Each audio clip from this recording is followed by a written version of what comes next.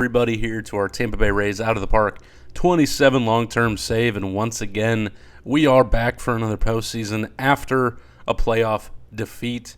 We got a 762 score for those who care.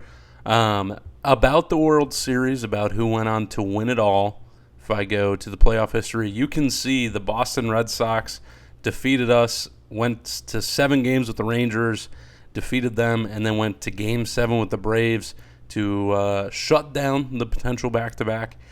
And the Boston Red Sox did it in a way that was eerily similar to the way they did it to us. The Braves went up 3-0 in the World Series, and the Red Sox won 4 straight games, crowning themselves as champions. They have won the World Series once again.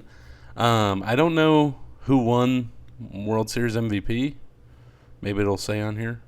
No, it was just Ozokar. All right. That was easy. He was excellent all postseason. Junior Caminero goes and gets his second ring now. So he has one with Tampa, and he has one in Boston. So good for him. Good for a former player of ours.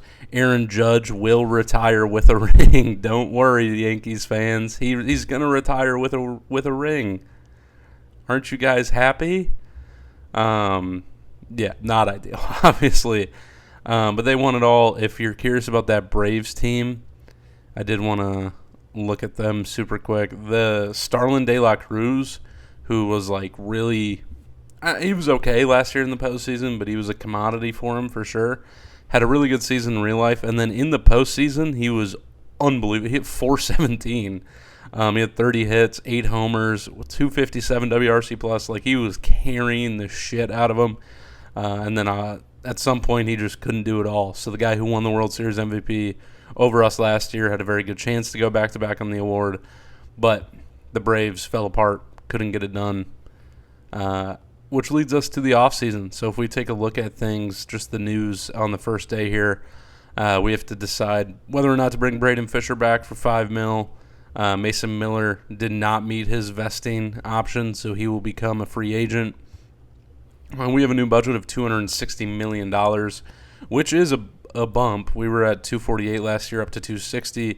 I don't know that I've updated you guys on this, but the market size and fan loyalty, I think they start as small, or they start way down here. They're not very good. We're up to average for both, so we're doing better. We're getting, it helps to win games and be in the postseason every year.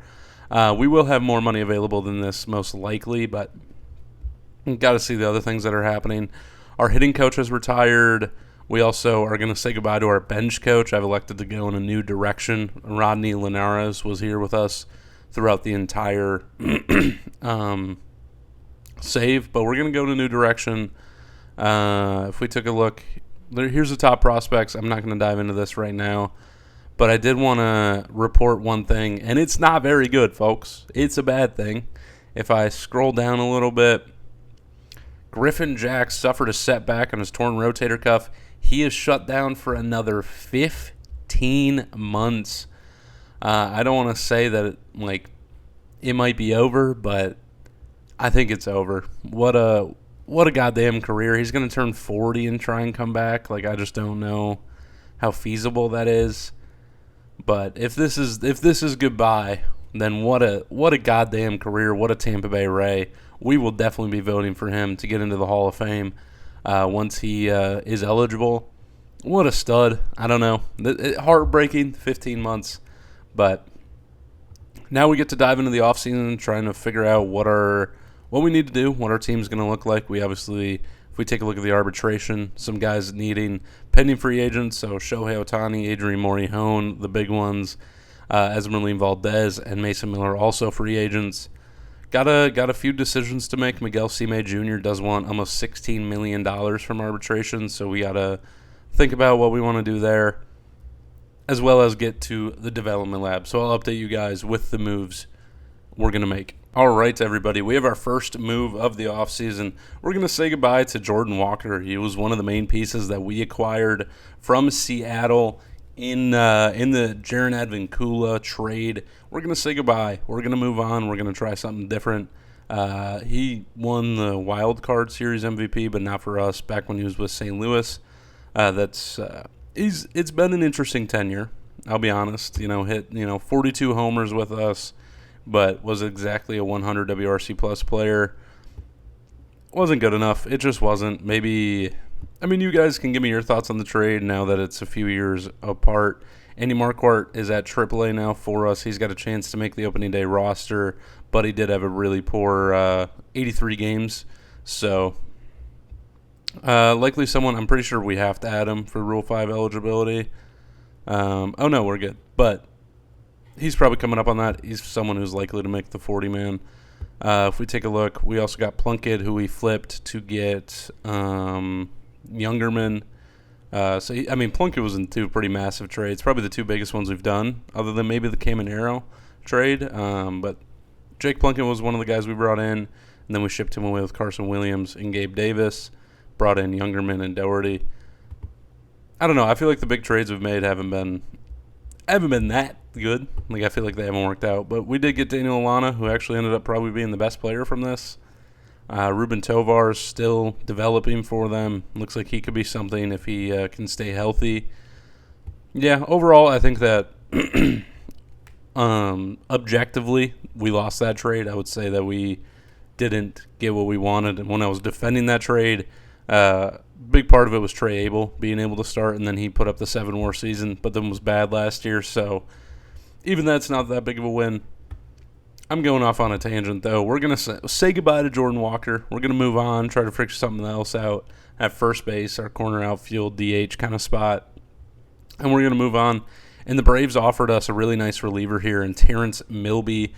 2 pitches on arbitration. They got him from Arizona this year, and he was bad in Atlanta. He had a 2.7 ERA, but his per nines and fit minus were really bad, actually, and it led him to having a negative wins above replacement. So a guy who gets a little unlucky, but a lot of teal here that we like to see. We're going to continue to bolster the bullpen, especially with the fact that Griffin Jacks won't be our closer next year. So Terrence Milby for Jordan Walker. That's the first move of the offseason.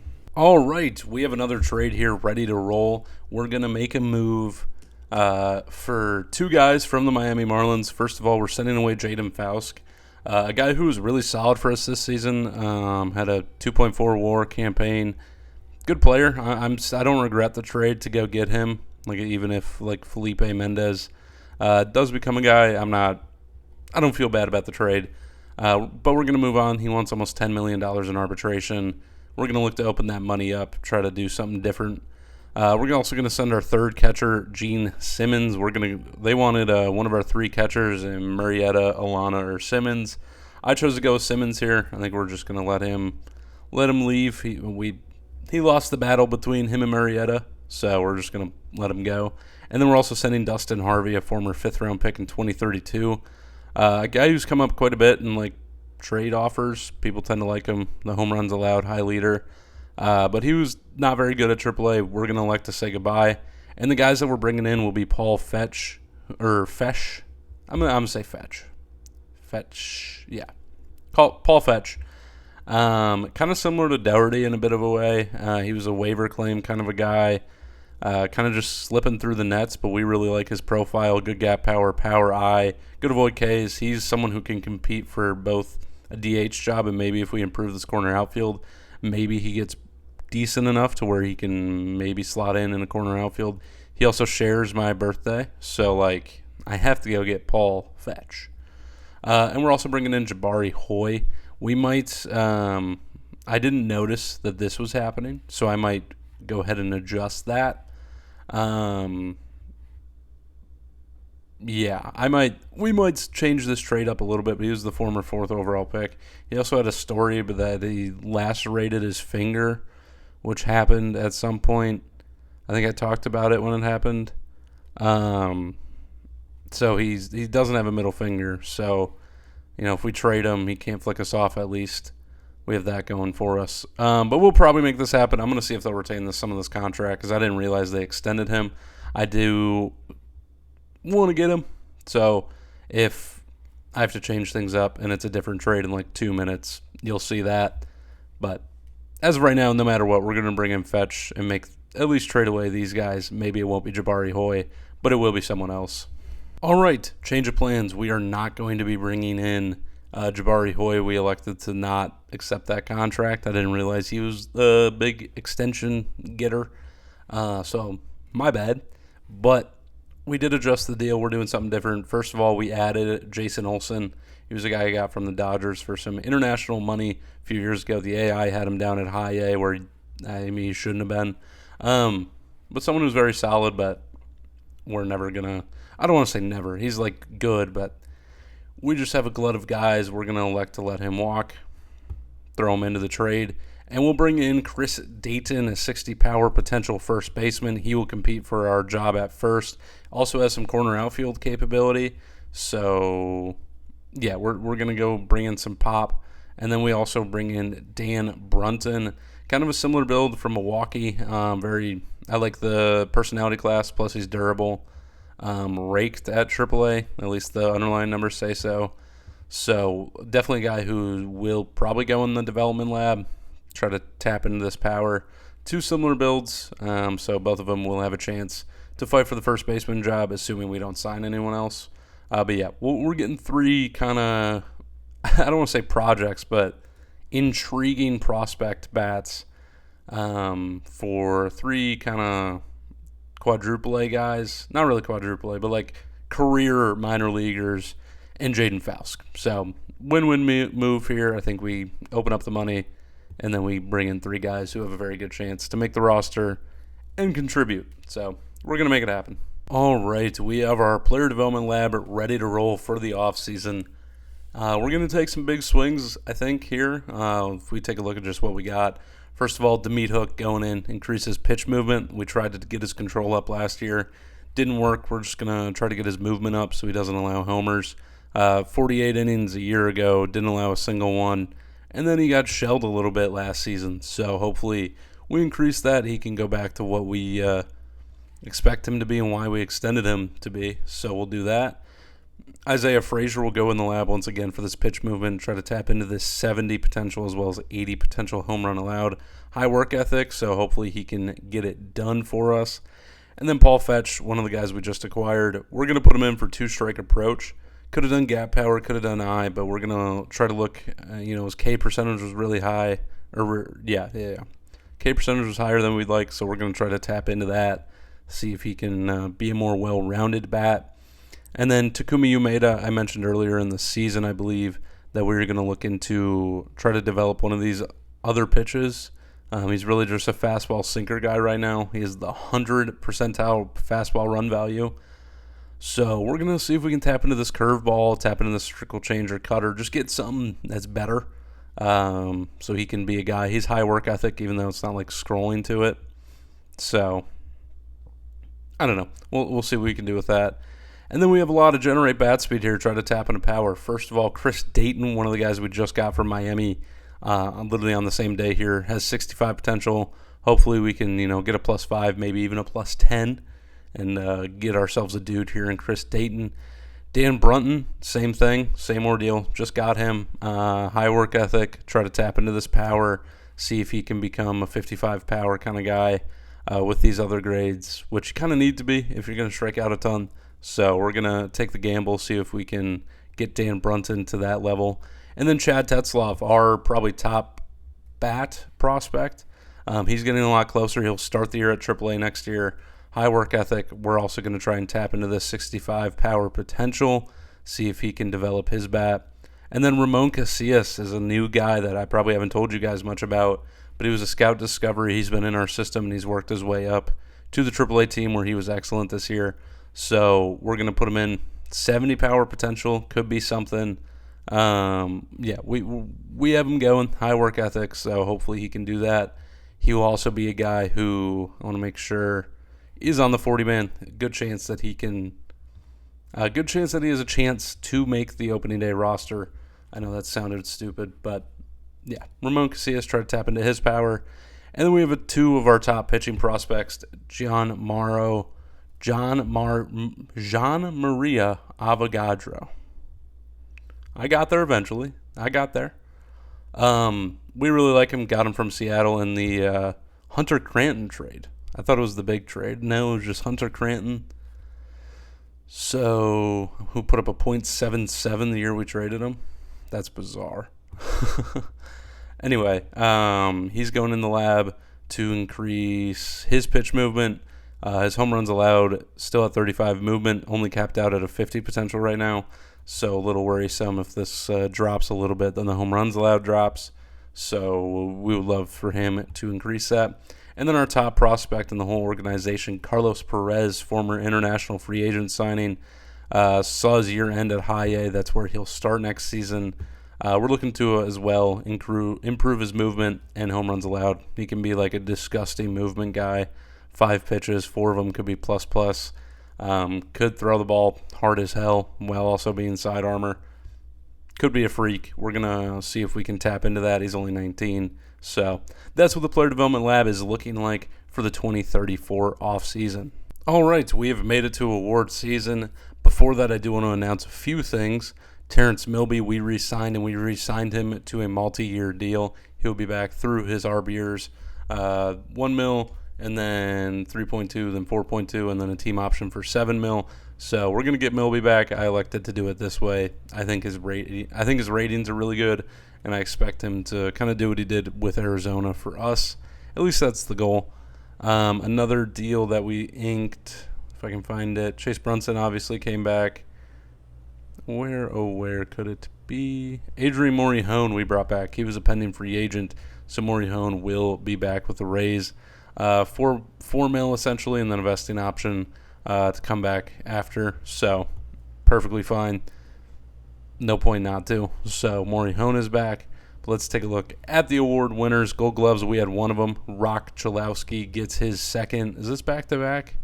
No, he didn't win it last year. BS, but... Well, he missed some time, so his field and run value is only 96 percentile. Yeah, still very good. He's our only Gold Glover. Here's what the NL is looking like. AL reliever of the year, we did have another reliever of the year for our Tampa Bay Rays. Aaron Sheet wins it. I actually wasn't sure he was gonna. I didn't really take a look at the relievers, so it was a bit of a surprise when he won it. But he was excellent. A 1.79 ERA, 36 saves. Was thrust into the closer role, and then at some point I got an achievement for 30 straight saves, clean saves. So he was excellent throughout the season. He goes back-to-back on the award, doing things that Griffin Jacks taught him. Beautiful. Big reason why we extended him, Goes back-to-back on the award. In the National League, Jarrett Bonet, I don't know, I think I just had a stroke. He's been one of, if not the best reliever, at least closer in this save. Again, his 4.7 WAR season, this could have won the Cy Young, and I would have been fine with that. Insane 15 K per 9. The kid's a stud. Really good year again. Strikeouts went down a little bit. It's insane to say strikeouts went down when your K per 9 was almost 14. Just a dog. I don't know what else to say. He wins reliever of the year. Scroll up a little bit. Silver Sluggers, our Tampa Bay Rays didn't have any. What are you going to do about it? I was hoping that maybe Montoya could, but he gets out dueled by Walcott, who had that big year, led the league in homers and runs batted in. So I get it. If we look in the National League, here were the Silver Sluggers. Diego Torrens wasn't a guy I was familiar with, but it looks like the Braves found themselves another dude for their outfield. Go figure. And then we saw the American League Rookie of the Year goes to Archer Horn, the twin. I think we talked about him at some point this season.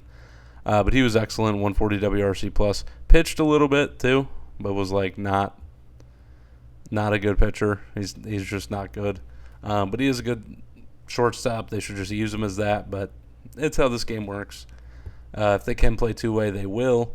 And then in the National League Rookie of the Year went to David Jensen. So no surprise for the guy who clubbed 44 homers, rightfully so. He wins the National League Rookie of the Year. Manager of the Year goes to the Rangers guy and the Nationals guy. And then if we take a look, the AL Cy Young went to our boy Sean Youngerman. I honestly didn't expect him to win it. I was like, I wonder who they give it to. I just thought McClanahan probably had it wrapped up. McClanahan not even on the list. I don't know. Crazy. Sean Youngerman, unanimous Cy Young. So I feel pretty good about this trade now. I mean, we went and acquired a Cy Young pitcher. So he will continue to be the ace of the staff. He wasn't bad in the postseason whatsoever either. So Sean Youngerman won the Cy Young. Hell yeah. In the National League, no surprise, Mike Tyler won the Cy Young. The guy was a freak, had an unbelievable season, one of the best we've seen in the save. I mean, look at his fat pitching run value. 45.8 is insane. Just a stud. And he's fan favorite, which is exciting. Yeah, what a dog. And then AL MVP, bit of a surprise here. John Gonzalez wins it. Well, that's not a surprise. It's the surprise that he actually... it's not a surprise that he won it. It's just a surprise that he won it in this year. He only played 119 games, missed a good amount of time with injury. Still one dotted, 181 WRC plus, 5.6 WAR. But he missed a lot of time, and they still gave him the award. It makes sense to me. I mean, he's a freak of nature. Yeah, Rogelio Lopez was second. Scott Sims got 8 first-place votes. This is who I thought was going to win it. Led the league in WAR, batting title. Felt like it made sense in a year where there was like no clear winner, but he did not. So it went to John Gonzalez. And then in the National League, right-handed Barry Bonds goes back-to-back on the award unanimously. Thank God we don't got to play the Giants all the time because holy shit, what a ball player. That's the award season. Let's get up to free agency. All right, after exploring for a trade for admittingly a very long time, we have found one. Before I show you this trade, I do want to bring up the fact that, at the deadline last year, we were trying to get Nick Kurtz. He is currently on the trading block. The issue is he is not willing to waive his no-trade clause, so he might be someone that we just have to target if he doesn't get extended next year in the next year's offseason and free agency. I tried. I'll be honest. I tried. I wish there was a way around it, but there is not. So we'll call an audible, and we'll make a different move to go get a big bat for our lineup. We're going to send Jamie Arnold, who I think won the AAA Cy Young this year. Excellent down in our minor league system. They still think he can be a big leaguer. So, I mean, he played very well. He's someone that probably would have made his way up if we had some injuries to the starting rotation. But we're going to say goodbye to him. We're going to elect to capitalize on his big year and trade him to the St. Louis Cardinals and go get Spencer Torkelson, 65 power, 60i guy, coming off a 125 WRC plus, 2.6 WAR season, hit 38 homers the last 2 years before that. We're going to go get Torque. We're going to go make a move to go get a bat. I don't think that Shohei will be back, so I think that going and making sure that we have a dude who can contribute in the middle of our lineup, I think that's important. We're essentially signing him almost. We'll be paying $17 million of this $20 million deal. So, yeah, that's fine. We don't mind. Spencer Torkelson coming in.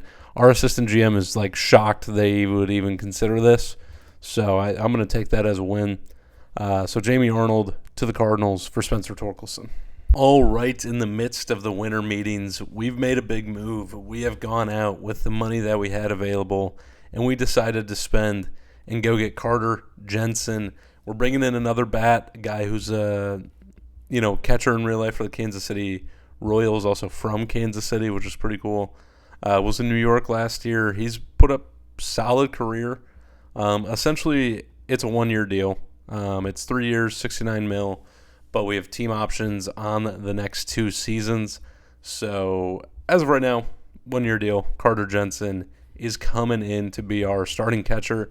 That doesn't mean that Alana won't still play a good amount. Obviously, he was solid for us. With Carter Jensen coming in, there's a chance that Alana or Murrieta gets traded. Both of them do have a good amount of value. I'd kind of lean to keep Murrieta just because of the captain and defense. But Daniel Alana was obviously has been very, very nice for us, despite maybe his ratings not being as good as the numbers he produces. So I don't know. I don't know what the decision will be. But I'm not going to worry about it right now. We'll get to that later. We got Carter Jensen. We're trying to bolster this lineup, get it to a point where they can take over, be good enough in the postseason. So, yeah, there we go. Carter Jensen is a Ray. All right, Rule 5 draft. We did make a selection. We took first baseman Graham Beagle, 60 power potential. Similar to what we did with the guys we got in the Faust trade, just bringing in power potential guys who will compete for the job, compete for the DH job, or have a rotation, a platoon, DH. So I like Grant Beagle. Brought him in. He'll compete. If we don't like him, we'll just release him back to the Padres organization, who lost a bunch of dudes. Like, I would have loved to get Corey Parkinson. For some reason, the Padres were like, we don't need him. Don't know what they're doing there. But that's what we did in the Rule 5 draft. And ladies and gentlemen, we got him. Trevor Rogers is back as a Tampa Bay Ray. We needed a fifth starter. We had an opening. I thought about doing Jack O'Connor, but I'm going to elect to keep him in the bullpen. He was excellent there. And if things struggle with Trevor Rogers, who we just signed, obviously, then O'Connor will go back to being that starter who might just be the follower role. You know what I mean? But Trevor Rogers, we're bringing in. We're going to see if he's got any gas left in the tank. I understand, you look at the profile, and you're probably like, dude, this is all off emotion, isn't it? And you're damn right it is. He won 2 Cy Youngs with us. Our peak as a team was Trevor Rogers, Game 1 starter. That is when we were dominant. Look at this postseason run in 2027 when we won it all. 1-4-8, 5 starts. The year later, it gave us 7 1/3. A year after that, gave us 5 good innings. He's the man. He is back in Tampa Bay. And if he retires here in Tampa, then so be it. He's our guy. We brought back Trevor Rogers. And in other news that don't relate to our Rays, the Twins just made a massive trade. They just sent away Shane McClanahan. McClanahan obviously won 2 Cy Youngs for them, has been one of the better pitchers in this save, even if it wasn't for our Rays. But he is officially, his 8 years or whatever he's been with the Twins. He's leaving them. He's going to the Padres. He gets traded there. The Twins aren't paying a dime of it. I think that's a big reason. And then they're getting this guy, Casey Gray. Yeah, I don't know. Very Twins-like to be like, let's dump the money of a good player. But at the same time, I do the same thing. So, yeah, Shane McClanahan is now a dad. So big. All right, we have our one and only international free agent signing. Really tough to get guys this year. There was 180 potential guy that I tried to get. So, couldn't. Few outfielders we really tried to get. But again, it was a greedy bunch this year. So we had to use a lot of our budget to just go get one guy. And the guy who would finally sign with us was Jit Wei Kun, who high baseball IQ, high durable first baseman, very good, projects to be a very high-level bat. So hopefully that's exactly what he can become, since he will be our only international free agent from this offseason. In other news, former Cy Young pitcher Chase Burns has officially been traded to the Yankees. He's been not very good the past few years, really struggling with the home run, long balls getting to him. But his peak was pretty insane, pretty good. So now he will join the American League East, and we'll have to deal with him. Hopefully we can jump on his issues that he's been having with the home runs allowed, but it's still interesting to see him get moved. We also see our guy, Yodelkis Rentel, former friend of the team, is heading to Miami to be a reliever for them. He was released by Toronto after 3 pretty good years there, to be honest. Just a baffling player to me. Did we trade him there or just release him? Oh, we got Caminiti back. I see. Caminiti's a free agent. Anyway, we'll keep things going. All right, we have also re-signed Shohei Ohtani. We elected to bring him back for another season. 40 years old, 3.9 mils, what he'll be back for. So now we have guys competing for first base. We have guys who can rotate and start versus the lefties for Ohtani. I like the way things are looking. I like what we got. Brought in Torque, brought in Jensen, bring back Ohtani. I think that'll just bolster the lineup, and that's kind of what we were trying to do. Yeah, I feel pretty good about it. Shohei Ohtani is back. All right, we've made it to the first day of spring training, which means we have development lab updates. First of all, Capelli, excellent, outstanding development, gets his movement to go up by 15. Much better. Home runs allowed up to 60. Things we like to see. This is a good thing. That's a good one. The next one that we have, not a good one. Isaiah Frazier, increased pitch movement, poor, minus 25 control. What? It's down to 45 control now. He has high work ethic, and it was a medium difficulty thing. I don't know. I don't know what to expect now from Isaiah Frazier. I don't know if this will really affect him or if it'll go down even more. Bizarre. Another thing, Paul Fetch, poor for two-strike approach. His current eye and power both drop. So that's no good. That is no good. We did get a successful here for Umeda. It improved his sinker, so it didn't even do his curveball. So I guess that was, I don't want to say pointless, but pointless. No improvement. Successful for Tetzloff for his power to go up. So it's meant to go up by 5. I don't know if it was already at 40. Okay. It was at 40, gets to 45. So potential for that to improve in the future. We'll definitely have to put him back in next offseason. Maybe it'll get up to that 65 number. That'd be sick. Nice. That's a good thing. Outstanding for Casillas. So his current power improved by 15. It only improved by 10 here. But that's legit. That's good to see. Someone who's trying to compete for a roster spot. 60 power will help you get to the big leagues, so we like to see that. And then successful here for Avogadro with his pitch movement, but still not too insane. And then no improvement for Carlos Perez. But that's all right. We'll Yamamoto out for 4 months. That's no good. Anyway, I got distracted. We'll put more guys back in for defense. We'll get through spring training here, and then we'll get the opening day roster ready for you guys to see what we're doing, see what we're rolling with for 2035.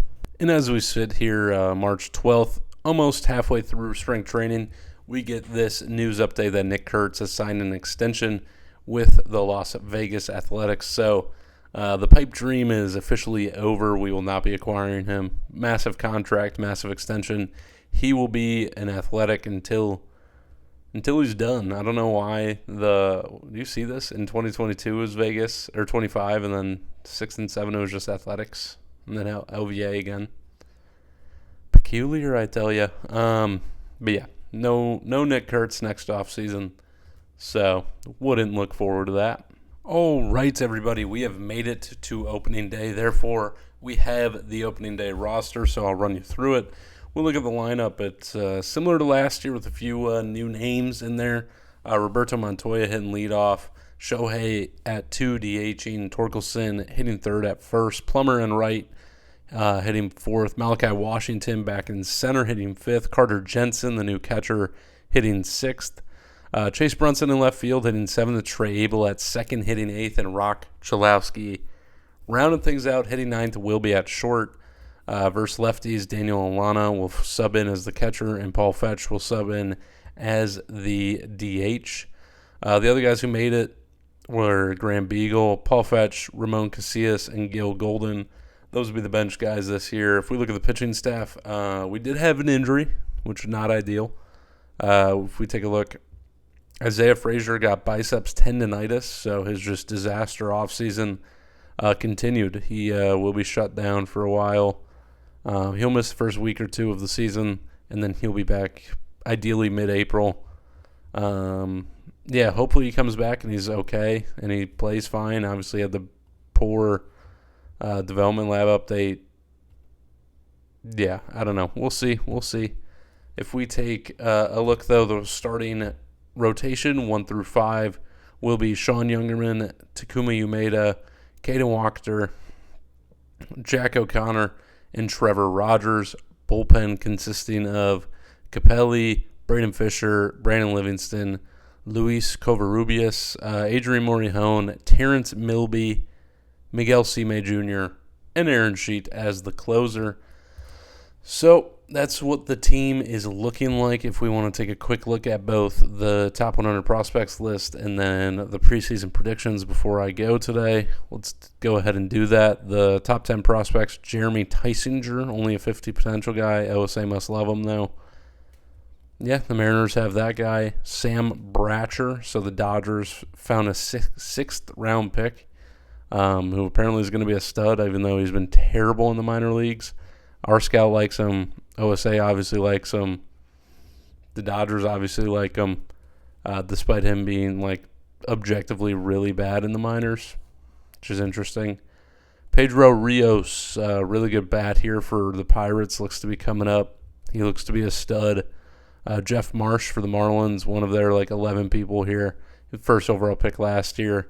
He has made it onto the top 10 list. Tim Kelch, another stud bat for the Astros. This is all they do, is have just insane players. He was excellent at AAA. Surprised he didn't make the roster, but this guy's a dog. So Tim Kelch, watch out for him. Roberto's brother, Miguel Montoya, should be soon that he will be up for the Pirates. They traded for him from the Rockies for Edward Florentino. So a guy that we tried hard to get when he was an international free agent. His brother is up and playing and balling out. Miguel should be soon to be up. He is the fifth prospect in baseball. Mike Henson here for the Vegas Athletics. Looks to be really close. Had an unbelievable year at AAA. Looks to be a stud, former third overall pick. Paul Gaither here for the Angels, 6 pitches. Still pretty far away, but also looks to be an absolute stud. Hooped at A-ball, so I'd expect him to be great at some point. And then the top 2 prospects are both Miami Marlins. Guillermo Ibarra has been a stud. Like, he's developed into a stud. He's getting really close to being touching into all these potentials, and his 80 potential has never wavered once. Looks to be an absolute dude. He's the number 2 prospect. Looks like he's on the Major League roster as well. And then unwavering number 1 prospect for the past, since he got drafted, Manny Leone. Again, still looks to be an absolute freak. Got some run at AAA last year. Wasn't insane. I don't know if his bat will ever get to this level, but his glove is very elite, and he starts in AAA. If we look at the top minor league systems, where do we find ourselves? We are 17th. Carlos Perez is our top. Then Danny Montez. And then Chad Tetzloff, who will start the year at AAA for us. Perez will be in High A to start the year. And then Danny Montez will be in High A as well. So that's what the top farm systems are looking like. Let's take a look at the preseason predictions. And currently, they don't have us winning the AL East. We are 80-82 projection. Expected to have good pitching, but they don't trust our lineup whatsoever. They don't think we're going to be in the postseason. That's interesting to me. I thought our team was good. I like our team. Interesting. They have the Red Sox taking the East and then everyone else being mid. White Sox taking the Central, everyone else being mid.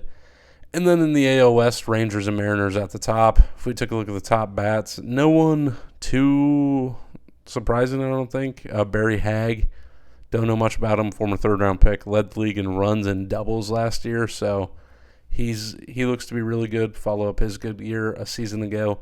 Try and do it again. Lorenzo Garza has officially overtaken Bobby Witt Jr. as the everyday shortstop, it seems. Bobby Witt was a free agent. I don't know where he signed, but he's no longer a Royal, so sorry, Royals fans. Top pitchers, Alejandro Garcia is officially up for the Royals, so go Royals, I guess.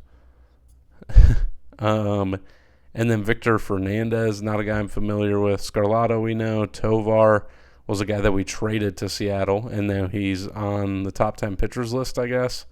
Dason Hill, Dan Crady, I don't know much about. Former second-round pick to Baltimore, but they've been bad, so I haven't really looked at their team. But he's been a stud for them. Bubba Chandler makes it. Ben Allen makes it.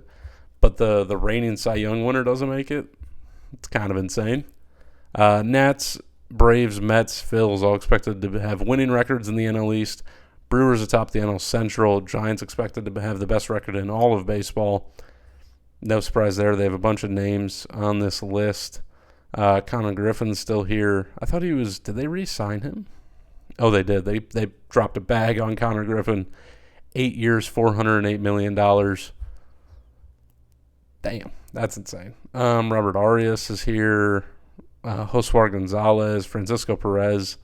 I mean, look at this dude. Like, what? He's going to want 90 mil a year. What a freak. Top pitchers, no one we're not too unfamiliar with. What a name here for Rick Shackle Jr., former Dodger. Now they got him via a trade here for Austin Walker. Oh, he's good. What the hell? This guy's a stud. So interesting. Rick Shackle Jr., former 20th round pick. Is that what it said? Round 20, pick 20, 595th player taken in the 2029 draft. Now a stud. Now just a dude doing it. Shane McClanahan in San Diego over here. Yeah, kind of the usual suspects. Sebastian Pena, expect to be the top guy, 3-pitch pitcher. So that's what things are looking like. They don't think our Devil Rays will be back in the postseason. You guys let me know what you think. Did we build a roster that's good enough to contend?